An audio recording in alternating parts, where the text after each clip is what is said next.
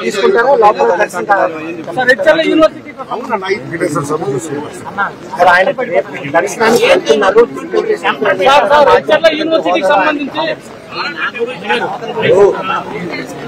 అన్ని మతాలను మనం గౌరవించాలి.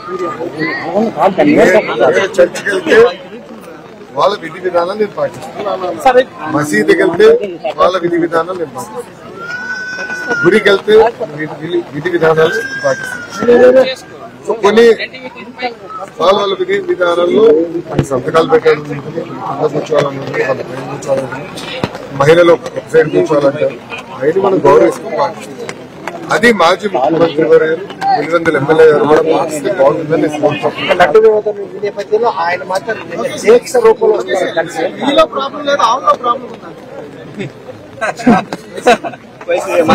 మాజీ స్పీకర్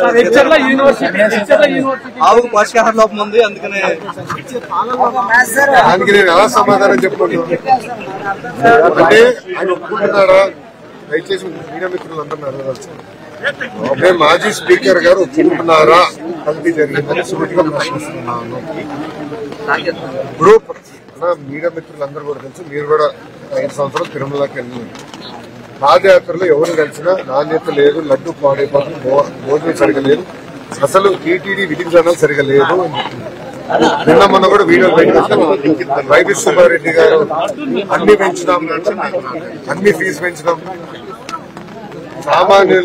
సామాన్యులకి దేవుడిని గౌరవం చేసే విధంగా ప్రవర్తించడం జరిగింది. అవన్నీ కరెక్ట్ చేసే క్రమంలో ఇది బయటకు వచ్చింది. నేను కూడా ఈయో గారికి చెప్పాను, మొత్తం ప్రక్షాళన చేయండి, అన్ని టెస్ట్ చేయండి. ఎందుకంటే గతంలో అనేక ఆరోపణలు వచ్చినాయి. నేను పాదయాత్రలో మీరు చూస్తే నేను ట్వీట్ కూడా పెట్టాను, దాని గురించి పాదయాత్రలో నేను ట్వీట్ పెట్టాను. అందరూ వచ్చి నాకు కంప్లైంట్ చేస్తారు, సరికాదు, దేవుడి జోలికి వెళ్ళొద్దు స్వామి అని చెప్పి. ఏమైందో ప్రజలే చూస్తారు, ప్రజలే కొనపడుతున్నారు.